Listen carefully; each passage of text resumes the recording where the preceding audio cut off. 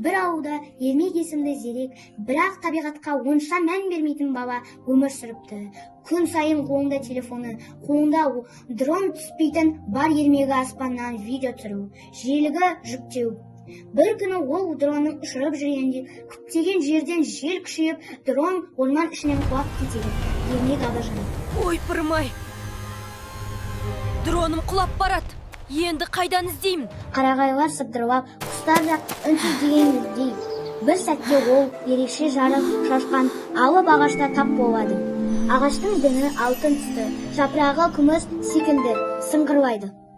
Кенет ағаштың ішінен жұмсақ терең дауыс естіледі. Сиқырлы ағаш. Сен мені бірінші рет көріп тұрсың.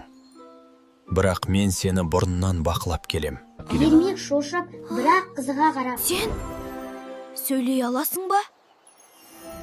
Табиғат үнсіз емес. Тек тыңдай білсең болды. Сен көпке дейін тек экранға үңіліп жүріп, шынайы өмірді байқамай келдің. Ал енді дроныңды табу үшін табиғатқа қызмет етуің керек. Кешір, мен ешқашан осылай ойланып көрмеппін. Сол сәттен бастап, Ермек орман ішін аралап, айналадағы қоқысты жинап, бураған бұтақтарды кесіп, тіпті құстарға ұя жасап, жем сал. Табиғаттың тынысын алғаш рет терең сезінді. Оянды. Ағаш. Сенің жүрегің оянды. Енді сен табиғаттың доссың. Эко-батыр Ермек.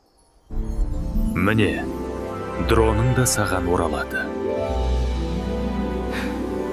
Сол күннен бастап Ермек ауылда таза әлем аты эко-бұрыш ашып, балаларды табиғатты сүюге, таза ұстауға баули бастады. Ол енді тек техниканы ғана емес, жер ананың үнінде тыңдай білетін бала болып өсті. Табиғат тек көрініс емес, сенің досың.